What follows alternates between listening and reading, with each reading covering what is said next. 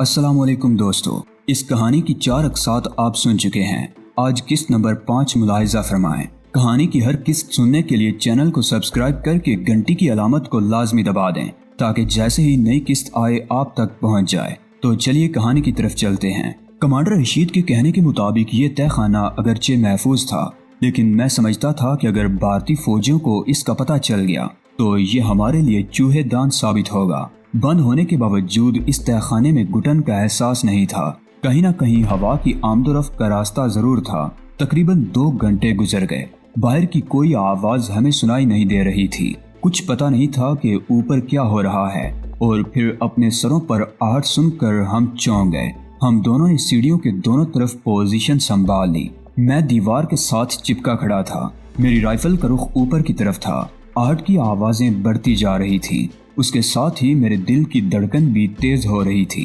Rifle पर मेरी गिरफ्त सख्त हो गई। उंगली ट्राइगर पर जमी हुई थी और नजरें ऊपर तख्ते पर थी। तख्ता आहिस्ता आहिस्ता अपनी जगह से हरकत करने लगा और फिर सकीना की आवाज सुनाई दी। बाबा तुम छोड़ दो, मैं उठा रही हूँ। उसकी आवाज पुरसुकून थी, जिसका मतलब था कि ऊपर सूरत हाल नॉर्मल थी और खतरे की कोई बात नहीं थी। तख्ता ऊपर से पूरी तरह हट गया और रोशनी अंदर तक आई। बाहर आ जाओ। वो लोग चले गए। सकीना की आवाज सुनाई दी। मेरे मुंह से गहरा सांस निकल गया और राइफल पर गिरफ्त ढीली पड़ गई।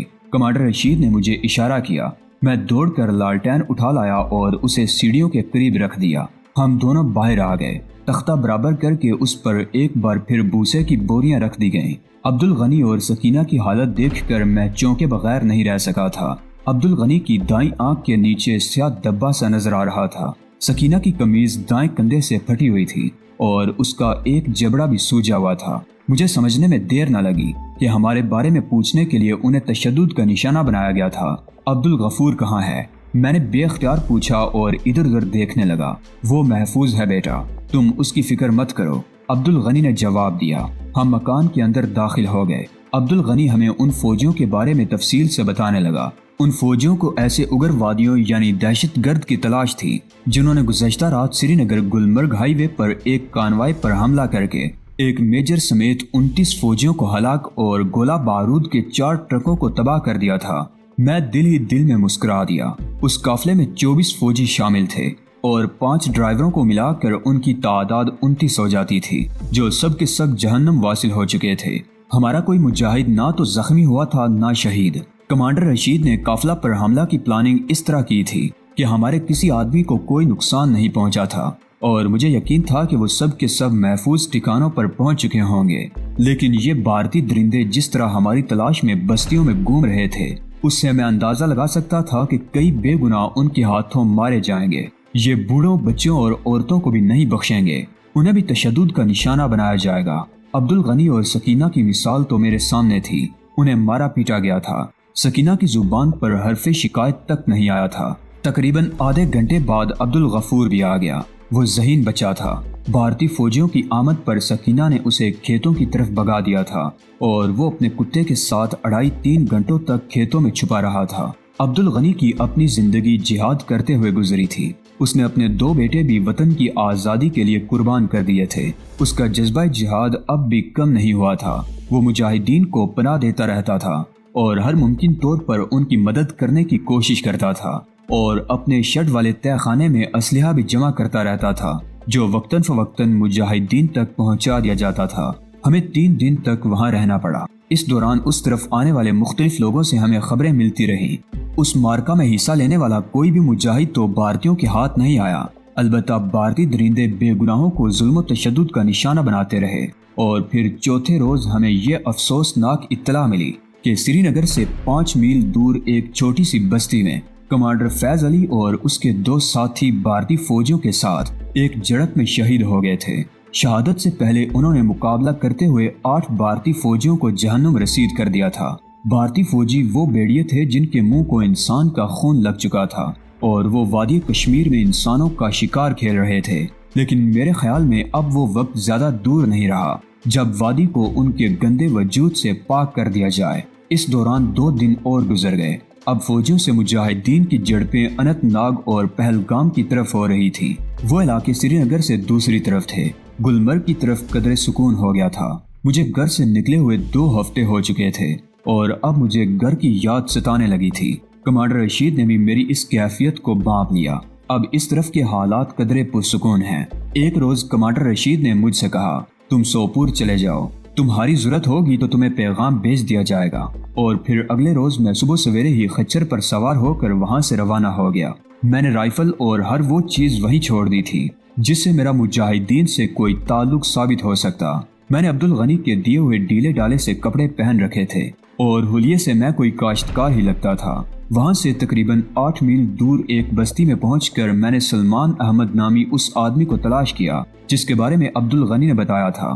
میں نے خچر اس کے حوالے کر دیا اور تقریباً 1 گھنٹے بعد گلمرگ کی طرف جانے والی بس پر سوار ہو گیا۔ 2 گھنٹے بعد میں گلمرگ پہنچ گیا، لیکن اس روز میں آگے نہ جا سکا۔ عبدالغنی نے مجھے گلمرگ کے ایک دکاندار کا پتہ بتایا تھا۔ شہر کی آدھی سے زیادہ دکانیں بند تھیں۔ حمید نامی اس شخص کی دکان بھی بند تھی، مگر ایک آدمی نے مجھے اس کے گھر پہنچا دیا۔ حمید نے مجھے صبح آگے نہیں جانے دیا، آگے کچھ گڑبڑ ہے، اس نے بتایا۔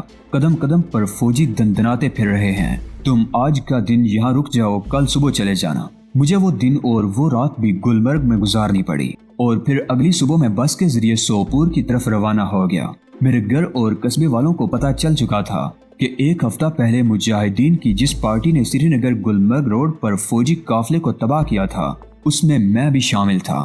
میرے گھر والے تو خوشی سے پھولے نہیں سما رہے تھے۔ قصبے کے لوگ بھی چوری چھپے میرے گھر آ کر میرے والدین کو مبارکباد دیتے رہے۔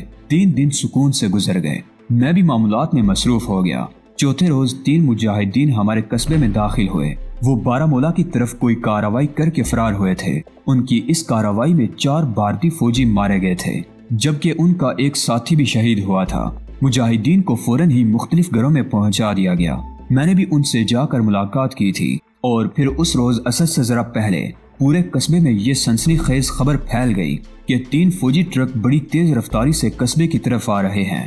ہمارے قصبے میں بھارتی فوجیوں کا آنا کوئی غیر معمولی بات نہیں تھی۔ وہ مجاہدین کی تلاش کے بہانے یہاں آتے رہتے تھے اور لوٹ مار کر کے چلے جاتے تھے، لیکن آج بات کچھ اور تھی۔ 3 مجاہدین قصبے میں پناہ لیے ہوئے تھے، چوتھا میں خود تھا۔ 3 ٹرکوں پر فوجیوں کی تعداد کا اندازہ لگایا جا سکتا تھا، لہٰذا ان سے مقابلے کا سوال ہی پیدا نہیں ہوتا تھا۔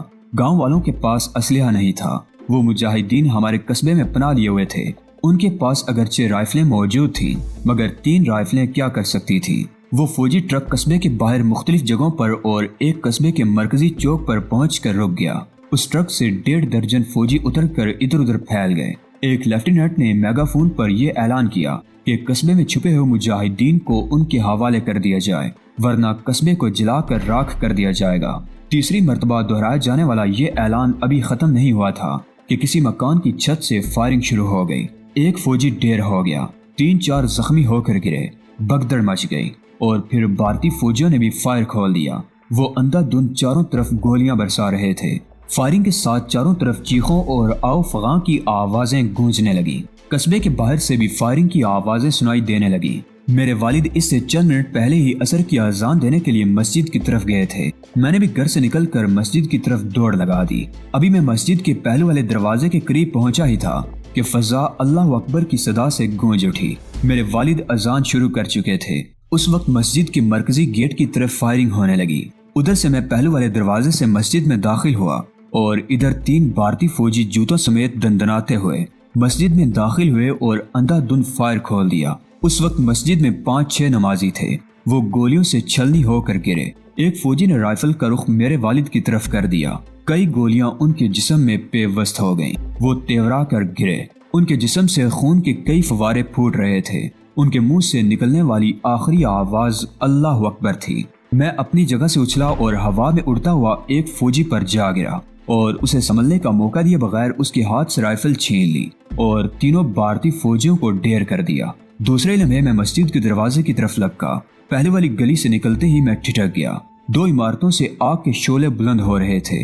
فضا میں پیٹرول کی بو بھی پھیلی ہوئی تھی۔ مجھے یہ اندازہ لگانے میں دشواری پیش نہیں آئی کہ آگ اتفاقیہ نہیں لگی تھی، بلکہ جان بوجھ کر لگائی گئی تھی۔ چاروں طرف فائرنگ اور چیخوں کی آوازیں بھی سنائی دے رہی تھی۔ میں اپنے گھر کی طرف دوڑا اور گلی کے موڑ پر پہنچ کر رک گیا۔ میرے مکان اور اس کے ساتھ دوسرے 2 مکانوں سے آگ کے شعلے اٹھ رہے تھے۔ 2 فوجی ایک لڑکی کو گھسیٹتے ہوئے ایک طرف لے جا رہے تھے۔ لڑکی اپنے آپ کو چھڑانے کی کوشش کرتی ہوئی چیخ رہی تھی۔ وہ رابعہ تھی، مجھ سے 2 سال بڑی میری بہن۔ میں نے فوجیوں کا نشانہ لے کر رائفل کا ٹریگر دبا دیا۔ رائفل کھٹکھٹا کر رہ گئی، وہ خالی ہو چکی تھی۔ میں دوڑتا ہوا ان فوجیوں کی طرف لپکا اور اسی وقت مجھے یوں لگا جیسے میری ایک ٹانگ میں انگارے بھر گئے ہوں۔ میں لڑکھڑاتا ہوا سنبھل کر آگے دوڑتا رہا۔ میرے چاروں طرف آگ تھی اور گولیاں برس رہی تھی، مگر میں رکا نہیں، آگے بڑھتا رہا۔ ایک فوجی نے مجھے دیکھ لیا اور اپنی رائفل کا رخ میری طرف موڑ دیا۔ میں رائفل کی زد پر تھا اور ہمارے درمیان فاصلہ بھی چند منٹ سے زیادہ نہیں تھا۔ رائفل کسی بھی لمحے شعلے اگل سکتی تھی اور یہ شعلے میرے دل میں پیوست ہو کر میری زندگی کا چراغ گل کر سکتے تھے۔ میں نے مسجد میں چینی ہوئی بھارتی فوجی کی رائفل کو نال کی طرف سے پکڑ لیا اور دائیں پیر پر زور دے کر پوری قوت سے اچھلا۔ سامنے والے فوجی کی رائفل کا رخ میری طرف تھا۔ مجھے اس طرح اچھلتے دیکھ کر اس کی آنکھوں میں وحشت سی بھر گئی، چہرے پر خوف کے سائے پھیل گئے۔ میں کسی پرندے کی طرح ہوا میں اڑتا ہوا اس کے قریب پہنچ رہا تھا اور پھر میں نے دوڑتے ہوئے اپنے ہاتھوں میں پکڑی ہوئی رائفل کو لٹھ کی طرح گھما دیا۔ رائفل کا بٹ اس فوجی کے سر پر لگا۔ اس کے منہ سے عجیب سی آواز خارج ہوئی، وہ اس کی آخری آواز تھی۔ رائفل کے بٹ کی ضرب سے اس کی کھوپڑی کے پرخچے اڑ گئے تھے۔ رائفل ابھی تک اس کے ہاتھ میں تھی اور یہ شاید اس کے جسم میں پیدا ہونے والی تشنج کا نتیجہ تھا کہ ٹرائگر دب گیا۔ رائفل کا رخ اس وقت اوپر کی طرف تھا۔ نال سے نکلنے والی گولیاں آسمان کو چھونے کی کوشش کرنے لگی۔ وہ فوجی کٹے ہوئے درخت کی طرح لہرایا اور ڈھیر ہو گیا۔ اس کی کھوپڑی سے خون فوارے کی طرح اچھلنے لگا، بیجا بھی پانی کی طرح کھوپڑی سے بہہ نکلا۔ دوسرا فوجی میری بہن رابعہ کو گھسیٹتا ہوا چند گز دور جا چکا تھا۔ اس کے ہاتھ میں رائفل تھی۔ اپنے ساتھی کی چیخ سن کر اس نے مڑ کر دیکھا اور پھر اس کا چہرہ بھی خوف کی شدت سے دھواں ہو گیا۔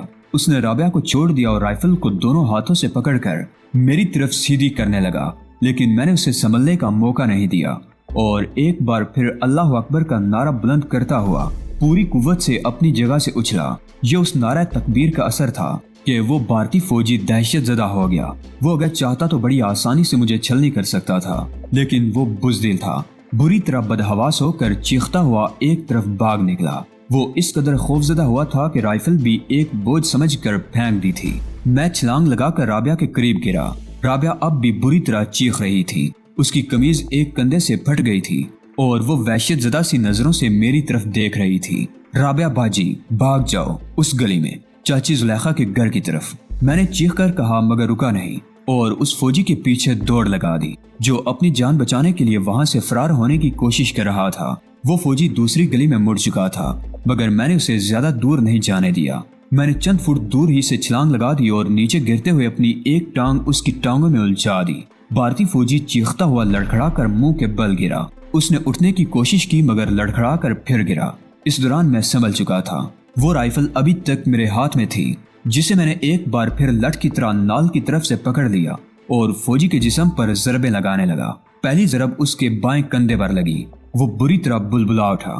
دوسری ضرب اس کی پسلیوں پر لگی۔ توقف کیے بغیر تیسری ضرب اس کے دائیں گھٹنے پر لگائی۔ وہ چیختا ہوا زمین پر لوٹنے لگا لیکن اس کی چیخوں کا مجھ پر کوئی اثر نہیں ہوا۔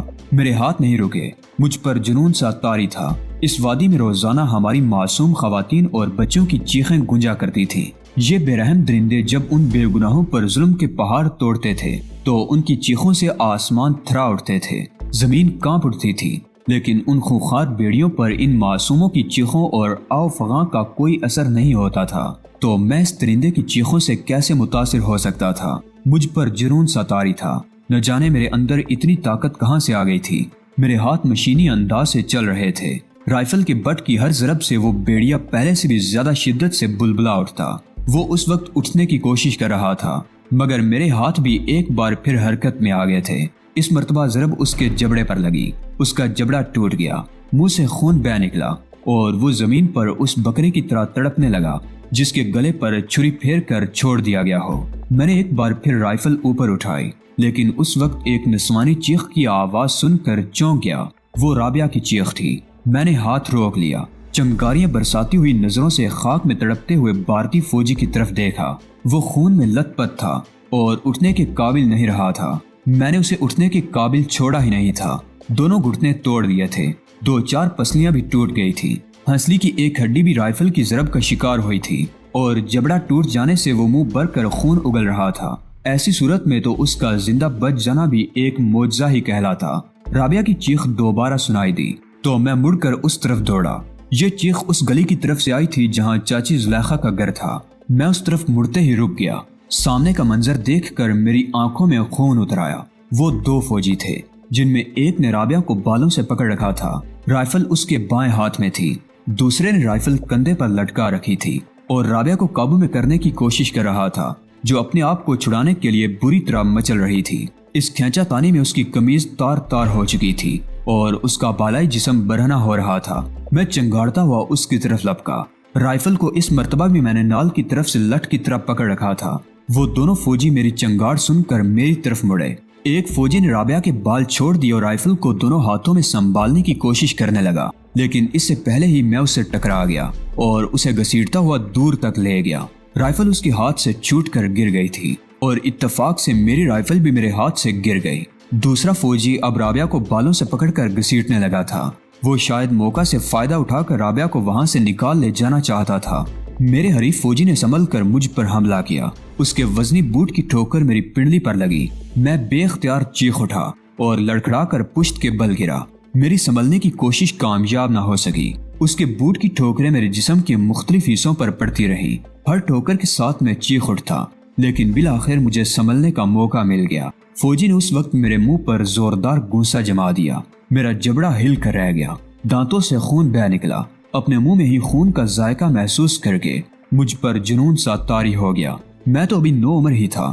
اس میں شبہ نہیں جسمانی لحاظ سے میں اپنی عمر سے کچھ زیادہ ہی لگتا تھا، مگر وہ مجھ سے زیادہ قداور اور کہیں طاقتور تھا۔ اگر وہ میری گردن پکڑ لیتا تو شاید ہڈی ٹوٹ جاتی۔ میرا اور اس کا کوئی مقابلہ نہیں تھا، لیکن میرے اندر نہ جانے اتنی طاقت کہاں سے آ گئی تھی۔ ایک جذبہ تھا، جنون تھا، جو میرے اندر چھپی ہوئی قوت کو تقویت دے رہا تھا۔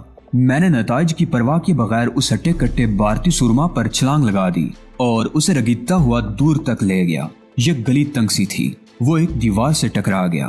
میں نے 2 قدم پیچھے ہٹ کر اس کے پیٹ میں سر سے زوردار ٹکر مار دی۔ وہ چیختا ہوا دوہرا ہو گیا۔ اس نے سیدھا ہونے کی کوشش کی تو میں نے سر کی دوسری ٹکر اس کے چہرے پر ماری۔ وہ ایک بار پھر بلبلا اٹھا۔ اس کی ناک سے خون بہہ نکلا تھا۔ میں نے تیسری ٹکر مارنا چاہی تو وہ بھی تیزی سے ایک طرف ہٹ گیا۔ میں اپنی جونک میں دیوار سے ٹکرایا مگر فوراً سنبھل گیا۔ پتھر کی مورتیوں کو بھگوان مان کر ان کی پوجا کرنے والے اس سورما کی باہوں میں شاید دم نہیں رہا تھا۔ اس نے مجھ پر حملہ کرنے کے بجائے زمین پر پڑی ہوئی اپنی رائفل کی طرف چھلانگ لگا دی، لیکن میں نے اسے رائفل تک پہنچنے نہیں دیا۔ میں نے اپنی جگہ سے اچھل کر اس کے کولے پر زوردار ٹھوکر لگا دی۔ وہ لڑکھڑا کر زمین پر گرا۔ میں رائفل کی طرف لپکا۔ اس فوجی نے بھی بڑی پھرتی سے سنبھل کر رائفل پر قبضہ کرنے کی ایک اور کوشش کی تھی، لیکن میں اس سے پہلے رائفل پر ہاتھ ڈال چکا تھا۔ رائفل کے آگے سنگین لگی ہوئی تھی۔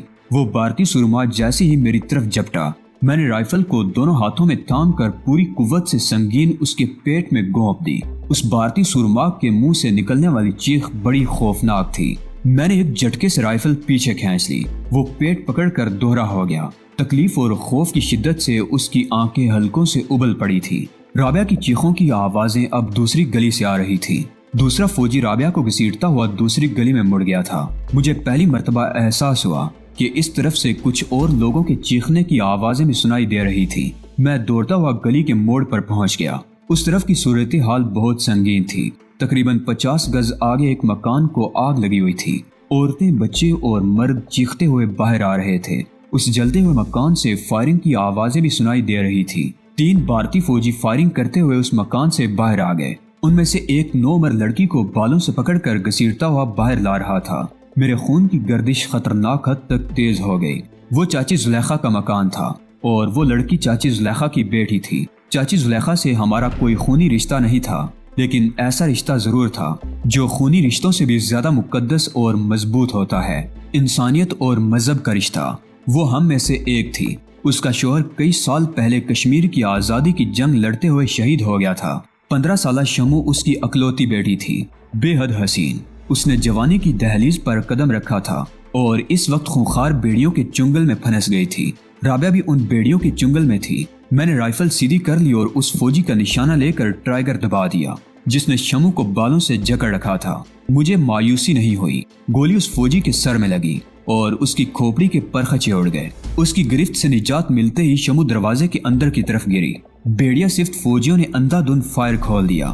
بستی کے لوگ اپنے آپ کو بچانے کی جدوجہد تو کر رہے تھے مگر وہ نہتے تھے اور بھارتی فوجیوں کو اس قسم کی جوابی کارروائی کی توقع نہیں تھی کہ رائفل کی گولی سے ان کے ایک ساتھی کی کھوپڑی اڑا دی جائے گی۔ جس فوجی نے میری بہن رابعہ کو دبوچ رکھا تھا وہ بھی رابعہ کو چھوڑ کر دوڑتا ہوا آگے جا کر اپنے ساتھیوں سے مل گیا تھا۔ دوستو، آج کی قسط آپ کو کیسی لگی؟ کامنٹ باکس میں اپنی قیمتی رائے کا اظہار لازمی کریں۔ ویڈیو کو لائک کر کے اپنے دوستوں عزیزوں سے لازمی شیئر کریں۔ چینل کو لازمی سبسکرائب کریں۔ اگلی ویڈیو تک اجازت دیجیے، تب تک اپنا اور اپنے اس چینل اعلان حقیقت کا خیال رکھیے گا۔ اللہ نگہبان۔